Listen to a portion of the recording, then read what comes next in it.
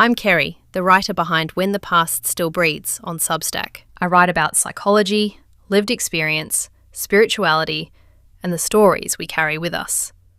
The moments, memories, and experiences that shape who we become. If you've ever wondered why you are the way you are, why you think, feel, and respond the way you do, you'll feel at home here.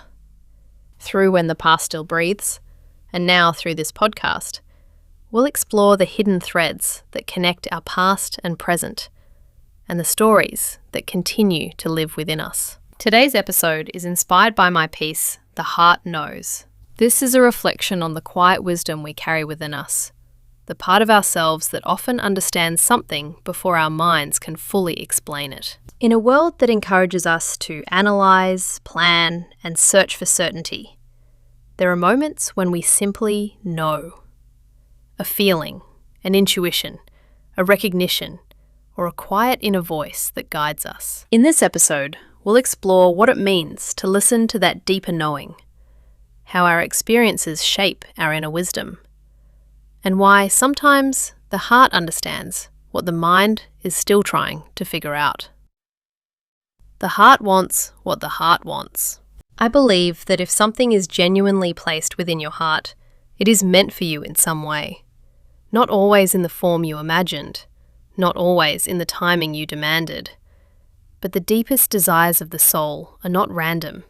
They are clues, invitations, quiet nudges pulling you toward the life you are here to live. The challenge is that we try to control how it arrives. We grip tightly to expectations, timelines, outcomes, and imagined scenarios. We believe happiness will only come if it looks exactly the way we pictured it in our minds. Yet life rarely unfolds that way. In fact, some of the most beautiful things arrive through doors we never would have chosen ourselves. What is meant for you may come disguised as change, endings, uncertainty, redirection, or even disappointment. But the soul sees beyond what the mind can understand. The truth is, what lives in your heart is different to what lives in mine. We are not in competition with one another because every person carries their own callings, desires, lessons, and path. Someone else's success does not take away from yours.